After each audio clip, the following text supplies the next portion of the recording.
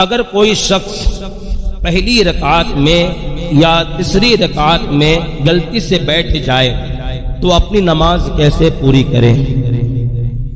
یا نماز کا کیا حکم ہے؟ یہ غلطی ہوتی ہے کبھی کبھی ہم جب نماز پڑھتے ہیں نا،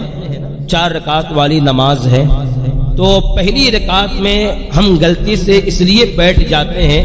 کہ ہمیں لگتا ہے کہ یہ دوسری رکعت ہے، اور تیسری میں اس لیے بیٹھ جاتے ہیں کہ ہمیں لگتا ہے کہ چوتھی رکعت ہے۔ اب ظاہر سی بات ہے کہ یہ غلطی عام ہے، اور یہ غلطی سب سے ہوتی ہے۔ آدمی کبھی کبھی سوچ میں مبتلا رہتا ہے، سوچ میں پڑا رہتا ہے، تو وہ بجائے 2 رکعت میں بیٹھنے کے وہ پہلی میں بیٹھ جاتا ہے، اور کبھی 4 میں بیٹھنے کے وہ تیسری پر بیٹھ جاتا ہے۔ تو اس حوالے سے جب یہ غلطی ہو تو کیا کیا جائے؟ تو دیکھیں، نماز میں اگر کوئی شخص پہلی رکعت میں بیٹھ جائے یا تیسری میں غلطی سے بیٹھ جائے تو دیکھا یہ جائے گا وہ کتنی دیر بیٹھا ہے۔ اگر اتنی دیر بیٹھا جتنی دیر میں 3 مرتبہ سبحان اللہ پڑھا جا سکتا ہے، کیا سبحان اللہ پڑھا جا سکتا ہے، تو اتنی دیر بیٹھنے کی وجہ سے اس کے اوپر سجدہ سہو لازم ہو جائے گا،